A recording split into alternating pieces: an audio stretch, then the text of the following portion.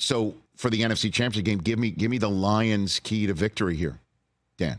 Yeah, so I don't know who's calling that game. I don't know what guy gets the privilege of calling that game, but I would bet a ton of cash you are going to hear the phrase pin pull 20 times in that game.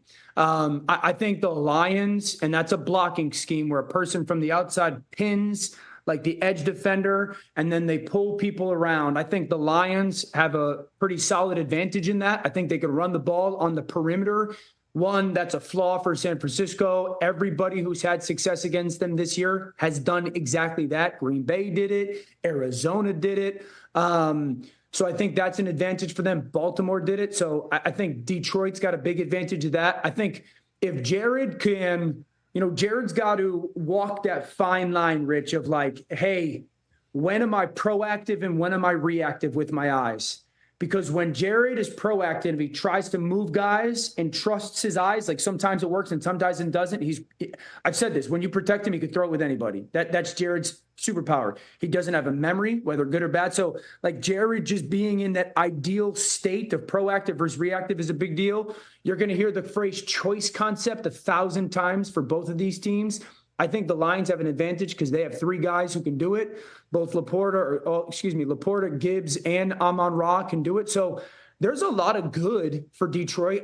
I said this yesterday. As I sit here today, I think I'm leaning Detroit in this game. I think it'll come down to how well, in part, Brian Branch plays. Their nickel. Branch is going to have the game of the season in coverage and in space. So it's going to be an awesome matchup. And then what do you think about the AFC Championship game? Where you're leaning there? Ravens? Did I hear you talk about Kansas City, the fact that they're here speaks volumes. They got to catch Baltimore on a subpar day. If I'm just being candid, I don't know if Baltimore plays their 9 out of 10 game or a game. I think they're relatively tough and or impossible to beat. So they got to catch them on a little bit of an off day. Patrick is going to have the game of the season when it comes to second reaction plays. Some of the scramble plays down the field, he's going to have. And then I think defensively, they are going to have to come after Lamar and hope that he makes a mistake or two.